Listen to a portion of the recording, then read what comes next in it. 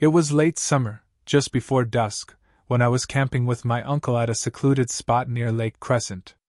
A narrow trail wound through the dense trees surrounding the lake, and my uncle and I would sometimes go off the main path to explore.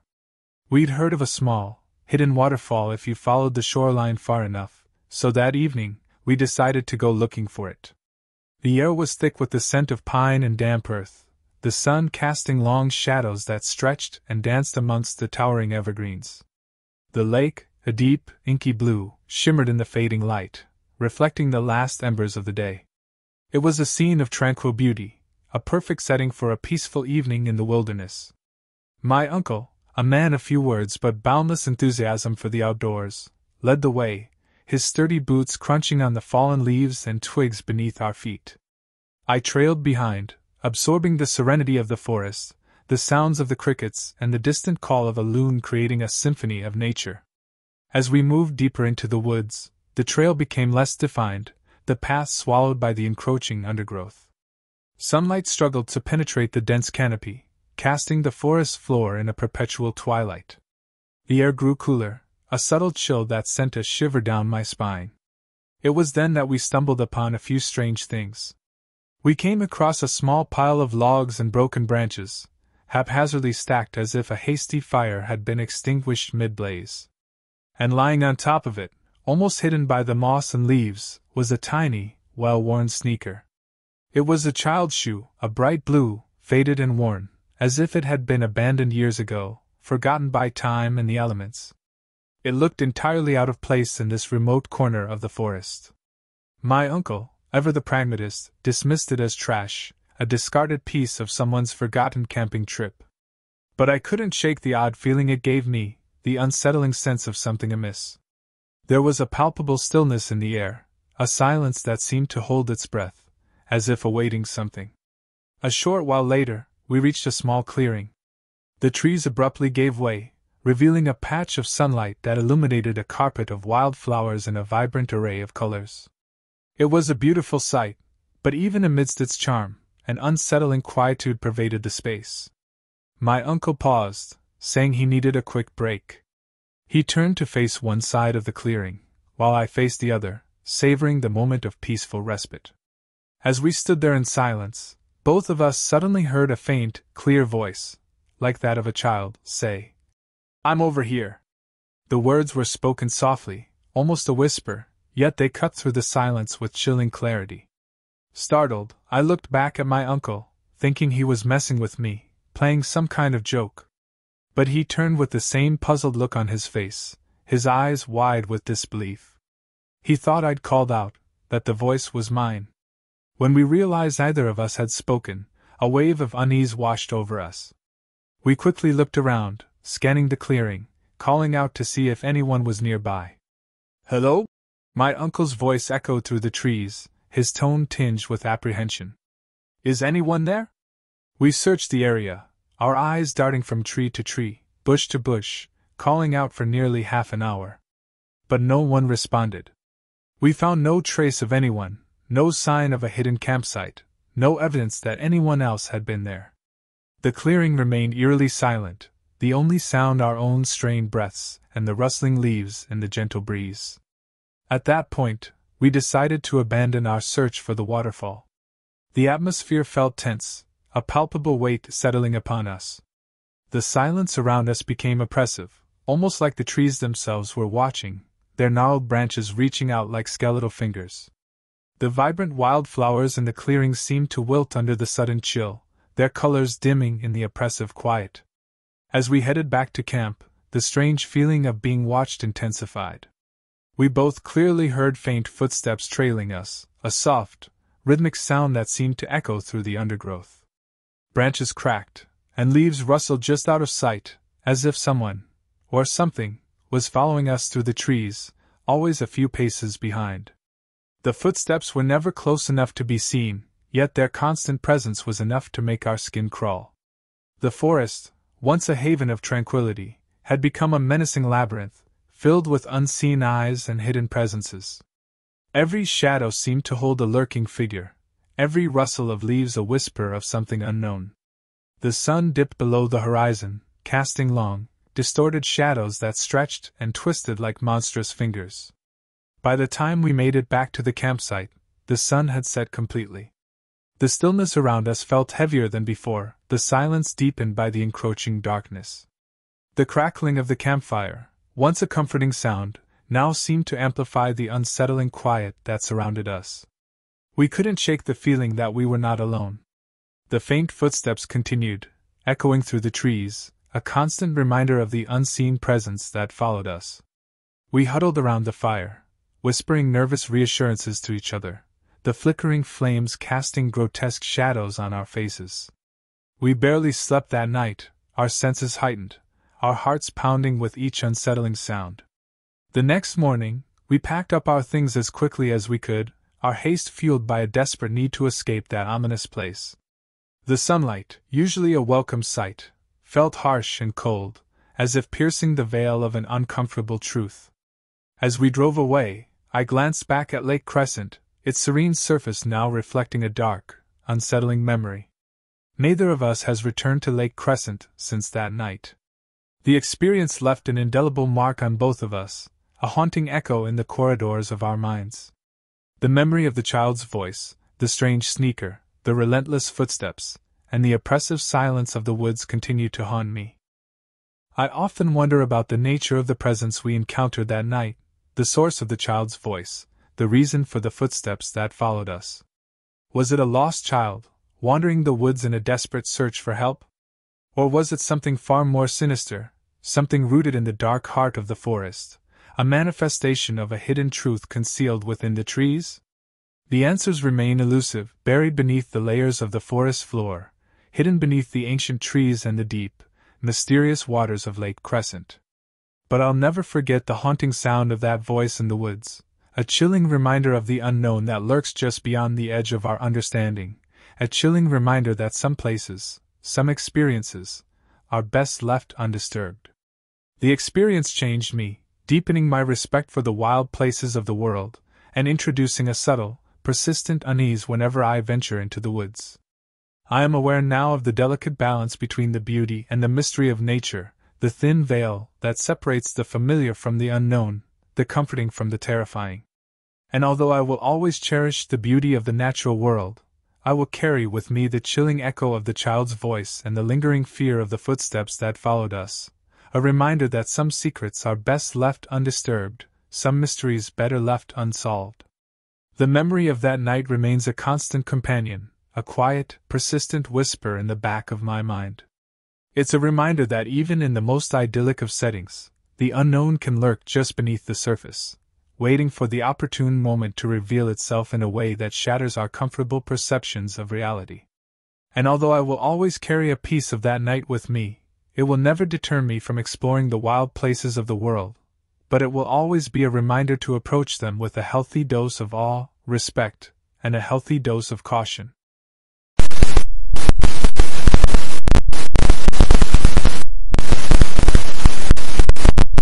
I was in the woods with 3 friends at night. A friend's house was nearby, and I was getting hungry, so I went inside to find some food. Another friend, Mark, came inside with me. 2 friends, Kevin and Liam, were still outside, engaged in some late-night, whispered conversation I couldn't quite make out from the porch.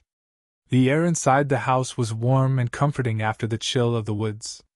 The aroma of stale pizza and forgotten laundry hung in the air, a familiar scent in Kevin's family home.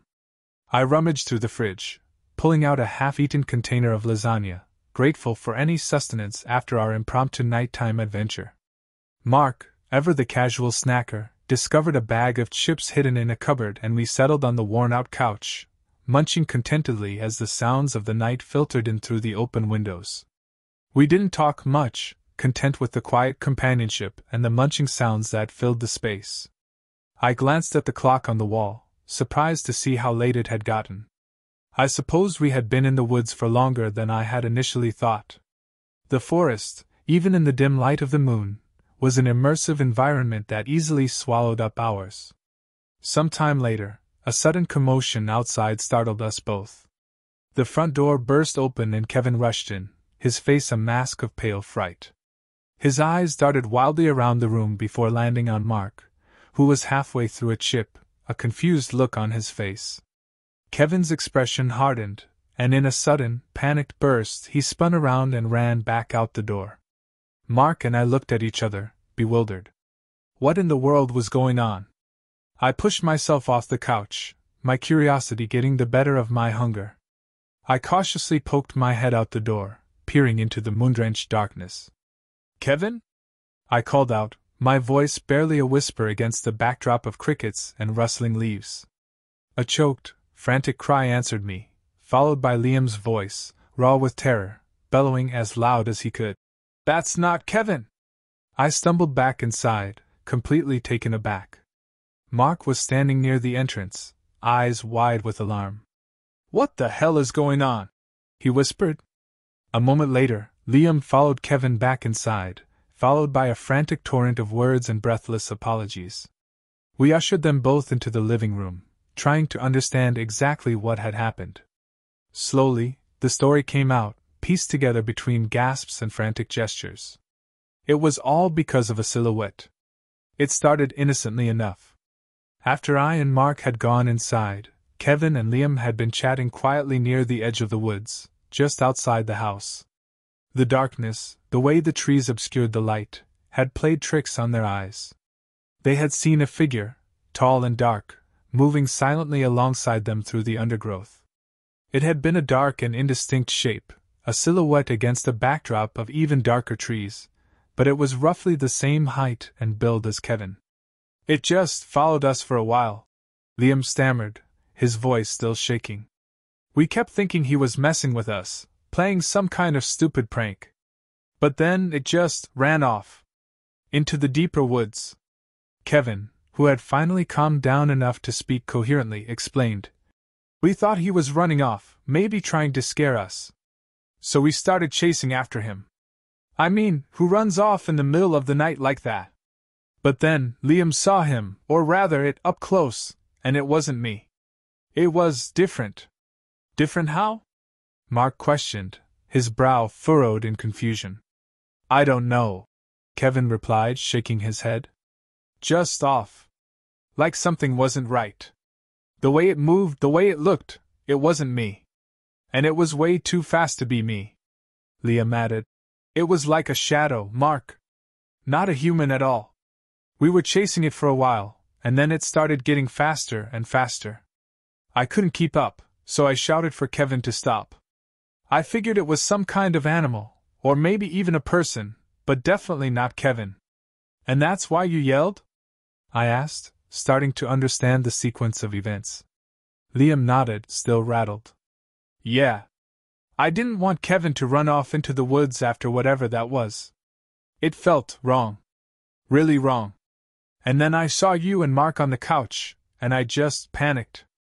The realization hit me then. They had been so convinced that it was Kevin that they had chased a completely unknown entity into the darkness. The silhouette, the running, the sudden disappearance, had all painted a picture in their minds that led them to that conclusion. And the fact that I and Mark were inside, supposedly with Kevin, while Kevin had run off into the unknown had been the final piece of the puzzle that triggered Liam's terror. "So it wasn't Kevin," I said slowly, trying to process everything. "It was something else entirely." "Yeah," Kevin confirmed, his voice low. "Something weird. Something that shouldn't be out there." We spent the rest of the night huddled together, whispering and trying to make sense of it all. The incident had shaken us all. The woods, once a place of shared adventure, now felt tainted with a sense of unease. The darkness, previously a comforting, familiar blanket, had taken on a sinister edge. The experience had been disconcerting, but also strangely fascinating. It was like a glimpse into something beyond the ordinary, a reminder that the world held secrets and mysteries that we might never fully understand. The encounter with the silhouette in the woods had shattered the normalcy of our friendship, replaced it with a shared experience that would forever change the way we viewed the world. The days that followed were filled with whispers and speculation. We tried to downplay the event, to rationalize it away as a trick of the light, a product of overactive imaginations fueled by exhaustion and late-night adventures. We told ourselves it was just a deer, or a stray dog, or a prank gone wrong. But we all knew that the truth was far more unsettling. The woods were no longer the same. It wasn't just the memories of that night, but a nagging sense of unease and a creeping awareness of the unseen that had haunted us. Every rustle of leaves, every shadow cast by the moon, became a reminder of the silhouette, of the inexplicable figure that had stalked through the trees. The incident had a lasting impact on our friendship. It strengthened our bonds in a peculiar way, forging a shared experience that transcended our usual camaraderie. We were no longer just friends. We were the ones who had chased the shadow in the woods. The ones who knew that sometimes, the darkness held things that defied explanation. Even years later, whenever we'd find ourselves in the woods, the memory of that night would resurface. The chill of the forest, the whisper of the wind, would bring back the memory of the silhouette. We would share a look, a knowing nod of understanding, reminding each other of the secrets that lurked in the shadows, of the night we saw something that shouldn't have been there. And we would be reminded that some things are better left undisturbed, some mysteries better left unsolved. The world, we learned, had a hidden layer, and sometimes it was best to leave the darkness unexplored.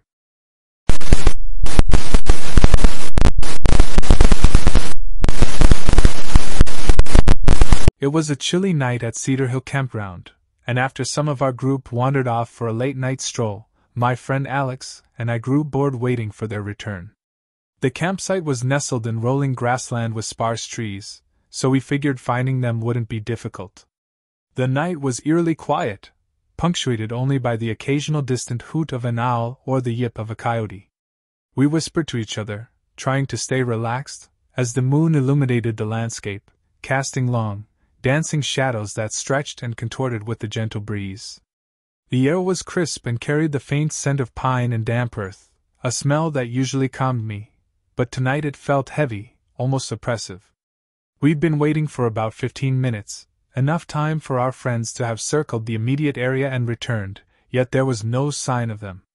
A sliver of unease began to worm its way into my mind, a feeling I usually brushed off as overactive imagination. But tonight the silence, the solitude, and the stark beauty of the moonlit landscape seemed to amplify that unease. "Maybe they went further than we thought," Alex said, his voice barely above a murmur. He shivered, pulling his worn denim jacket tighter around him. "It's getting colder." "Yeah, probably," I replied, though I couldn't shake the growing sense of unease. I glanced around the campsite, taking in the familiar sights, the flickering campfire embers, the rows of tents huddled together like sleeping animals, the distant glimmer of the lake in the moonlight. It all seemed strangely still, almost holding its breath. We decided to venture out, hoping to quickly locate our missing companions. The ground was cool and damp beneath our feet, and the silence seemed to amplify with every step we took away from the relative safety of the campsite. We called out their names, our voices echoing through the vast expanse of the grassland, but there was no response, only the rustling of dry grass and the occasional chirping of crickets. After a few minutes of searching, I spotted a figure standing beneath a gnarled tree on the crest of a nearby hill. "Hey!" I called out softly, but there was no reply. Annoyed, I made my way up to the figure, but as I approached, something fell off. The silhouette was strange, arms raised unnaturally high, and the proportions didn't seem right. It was too still, too rigid, like a scarecrow caught in an unnatural pose. It wasn't until I got closer that I realized it wasn't a person at all. I stumbled back in horror, my heart racing, as I took in the grotesque sight. A coyote had been flayed and strung up by its limbs like a macabre totem, hanging from the tree as if in warning. Its fur was gone, exposing raw, bloody flesh that glistened faintly in the moonlight.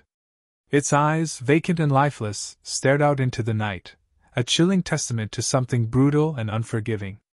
Alex, who had caught up to me, gasped, his face pale in the moonlight. We stood there for a moment, paralyzed by the sight, unable to comprehend what we were seeing. The silence was broken only by the frantic pounding of our hearts and the distant, haunting cry of a lonely owl. What is that?" Alex whispered, his voice trembling. I didn't answer, too stunned to speak. I couldn't tear my eyes away from the gruesome display, A stark reminder that the idyllic peace of the campground was just a veneer, a thin layer hiding something dark and unsettling beneath. As we stumbled back towards the campsite, trying to process the horrifying scene, the implications of what we'd found began to sink in. It wasn't just a random act of cruelty. It was a message, a clear indication that we were in a place where nature's beauty was intertwined with a primal, untamed savagery. We were trespassers in a territory ruled by a woman with a trigger-happy finger and a deep, abiding hatred for coyotes. The next morning, the news of our discovery spread through the campground like wildfire. Whispers of Mrs. Hawthorne, the landowner, filled the air, along with tales of her volatile temperament and her ruthless methods of protecting her livestock. We learned that she had a notorious reputation for her extreme measures against coyotes threatening her property. One night, she even woke the entire campground with a barrage of gunfire from her AR-15, sending over 20 rounds into the darkness, a terrifying display of her unbridled rage. "Oh, she must have found a whole pack of them," a local had said dismissively, his eyes barely meeting ours. "Go back to sleep." But sleep was the furthest thing from our minds.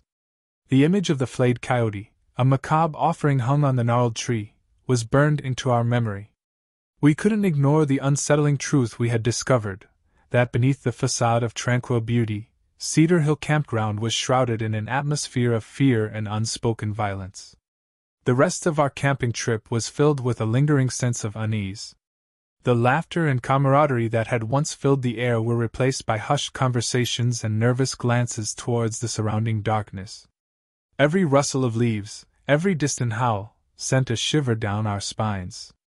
We felt vulnerable, exposed, like we were being watched, judged, by unseen eyes lurking in the shadows. The incident with the coyote had shattered the illusion of safety that had drawn us to the campground. We realized that nature, in its raw form, was not always beautiful and benevolent. It could be brutal, unforgiving, and capable of terrifying displays of violence. And we, as temporary visitors to this land, were reminded of our place in the natural order, a place that was sometimes precarious and unpredictable. Over the coming weeks, I couldn't shake the unsettling feeling that lingered after our encounter with the flayed coyote. I kept replaying the scene in my mind, trying to understand the motivations behind such a brutal act. Was it pure hatred? A twisted sense of justice? Or something more primal, a desperate attempt to assert dominance over a perceived threat? The incident made me question my own relationship with nature and the balance between humanity and the wild. It made me realize that the line between civilization and wilderness was often blurry, and that sometimes, the things that lurk in the darkness are more terrifying than any campfire story.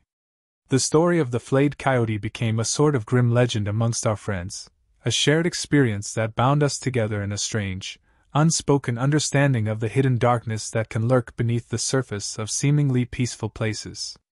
The memory of that chilling night, the sight of the grotesque totem hanging from the tree, never truly left me.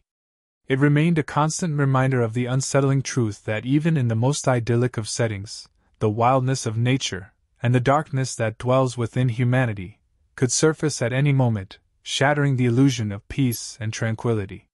Cedar Hill Campground, once a place of carefree relaxation and outdoor adventure, became a symbol of the unsettling duality of nature, its beauty and its brutality, its capacity for both serenity and violence.